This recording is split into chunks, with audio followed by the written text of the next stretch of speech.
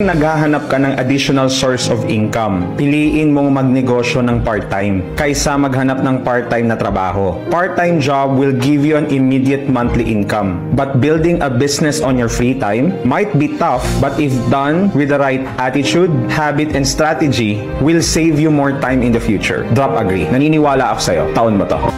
Bakit kailangan mo magnegosyo? Simple lang, para may ipapamana tayo na pagkakakitaan sa susunod na henerasyon. Ang posisyon natin sa trabaho, kahit gaano kataas ang sweldo, hindi pwedeng ipamana kapag ikaw nagretiro. Kaya ang payo ko, lakasan ang loob, magsimula ng kahit anong negosyo, malay mo, lumago ito at magpabago ng buhay mo. Real talk, wala kang mararating sa buhay kung tamad ka. Kalimutan mo na yung pangarap mo kung hindi ka willing magbanat ng buto. Your family deserves better results from you.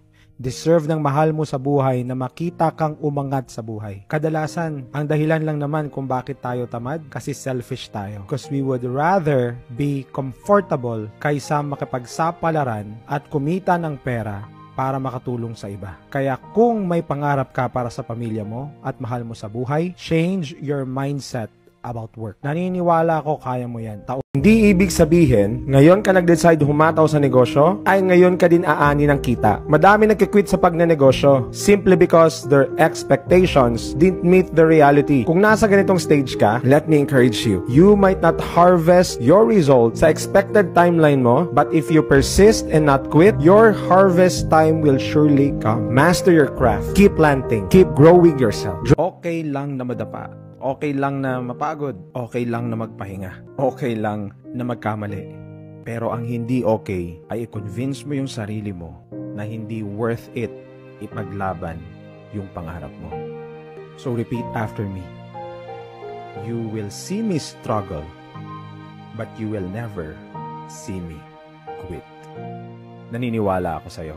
Lang umaasenso na hindi malakas ang loob. Kung maliwanag sa'yo na gustong-gusto mong makamit ang pangarap mo, kahit takot ka, sigurado ako na gagawin mo ang mga hakbang na kailangan para makamit ito.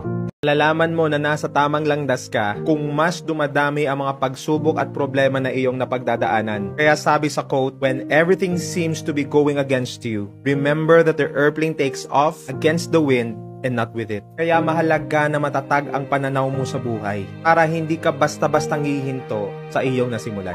Drop a fire emoji, naniniwala ako sa'yo. Naway maging breakthrough year mo na ang taong ito. Parating din ang winning moment mo. At kapag nandun ka na, maaalala mo lahat ng nang-iwan sa'yo sa ere. Lahat ng iyak, hirap, pagod na pagdaanan mo, lahat ng financial, emotional, or even physical breakdown that you have to endure. Marirealize mo na lahat ng yon naging daan para lumakas ka at maging matalino sa buhay. At naging daan para sa iyong tagumpay. Walang tapon, good or not so good experiences. Basta't huwag mong kakalimutan ang lessons. Naniniwala ako sa'yo. Decide, plan, and play to win.